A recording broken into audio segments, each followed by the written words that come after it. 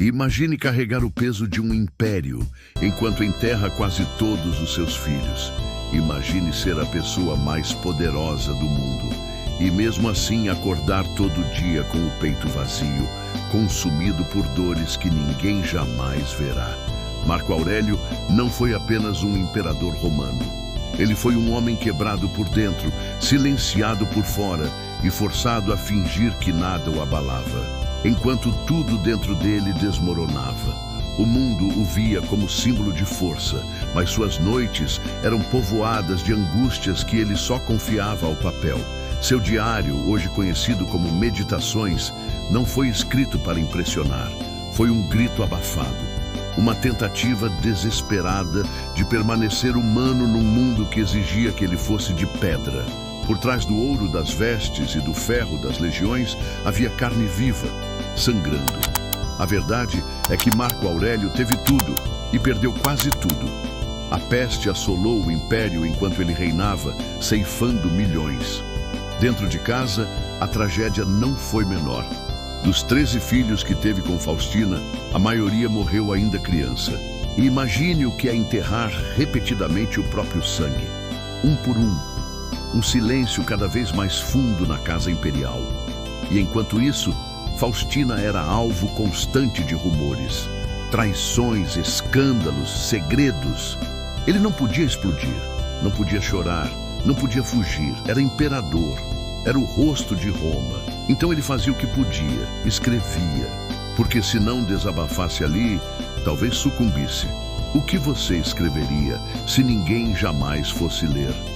Mas escrever fosse a única coisa entre você e o colapso. Marco Aurélio enfrentava inimigos não apenas nos campos de batalha, mas dentro das muralhas do próprio palácio. Senadores bajuladores, generais ambiciosos, conspirações sussurradas nas sombras, um império à beira do caos. Mas ele sabia, o maior império que precisava governar era dentro de si.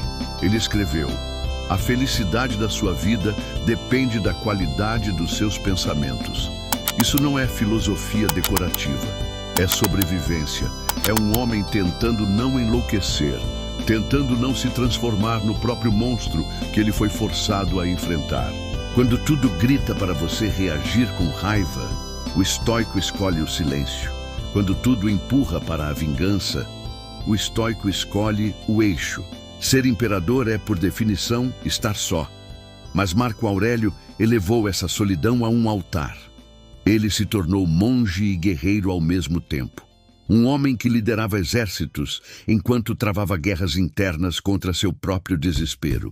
Durante as campanhas militares no norte, sob frio brutal, dormia em tendas, comia como os soldados e à noite escrevia. Não para ser lido, mas para se lembrar de quem era. Ele dizia a si mesmo: você tem poder sobre sua mente, não sobre os eventos externos. E se repetia isso como um mantra, porque no fundo sabia, perder o controle de dentro era perder o império de fora. Ele não venceu a dor, ele aprendeu a carregá-la. Se hoje você sente que está sufocando em silêncio, se já enterrou sonhos, pessoas, esperanças, talvez entenda o que Marco viveu. Ele não teve um feed motivacional, um terapeuta, nem um tempo para si. Teve guerra, doença e solidão. Mas construiu uma fortaleza mental, não de paredes, mas de princípios. Ele aceitava o que não podia mudar e transformava o que podia, a própria mente. Não para parecer forte, mas para não quebrar. E isso talvez seja mais valente do que qualquer armadura. Porque quando tudo desaba, o que te segura não é o que você tem, é o que você acredita. Marco Aurélio ensinou, sem jamais pretender ensinar. Seus escritos, rabiscados entre um combate e outro, se tornaram faróis para quem, séculos depois, ainda tenta entender como continuar quando nada mais faz sentido. Ele escreveu: não deixe que o futuro te perturbe. Você o encontrará, se tiver de encontrá-lo, com a mesma razão que hoje te guia. Isso é mais do que uma frase bonita, é uma âncora, é uma escolha. Quantas vezes você se perdeu no amanhã? Quantas vezes se afogou no que não pode controlar? Marco se manteve de pé em meio ao colapso. E essa escolha de continuar apesar de tudo é o que o torna eterno. E por mais que o mundo queira te ensinar que força é brutalidade, que liderança é imposição, Marco mostra outra via. Uma via mais silenciosa, mas muito mais difícil. A via de dominar a si mesmo. Quando todos gritavam, ele pensava. Quando todos agiam por impulso, ele observava. Isso não o fez menos humano. Isso o fez mais. Porque sentir tudo e ainda assim escolher o equilíbrio é talvez a coisa mais humana que se pode fazer. Ele sentiu a perda, sentiu a dúvida, sentiu o peso de ser pai, marido, governante e homem. E não fugiu, ele ficou.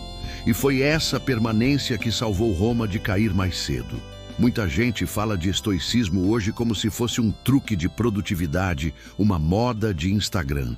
Mas o verdadeiro estoicismo nasce da dor, do luto, da perda, do caos.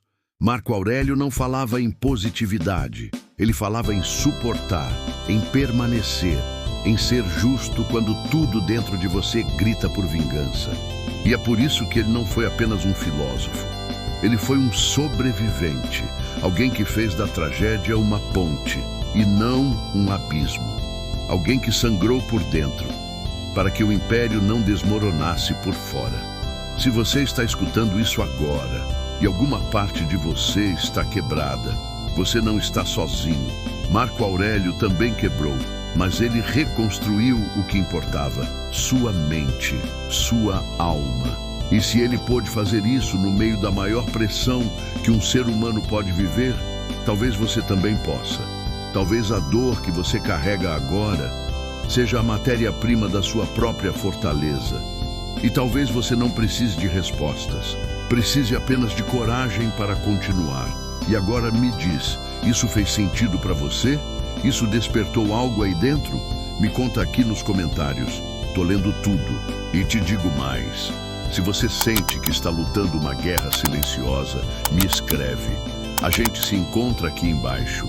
Você não precisa fingir força, mas precisa decidir não desistir. E nisso, você não está só. Não deixe de se inscrever no canal, deixar seu like e curtir.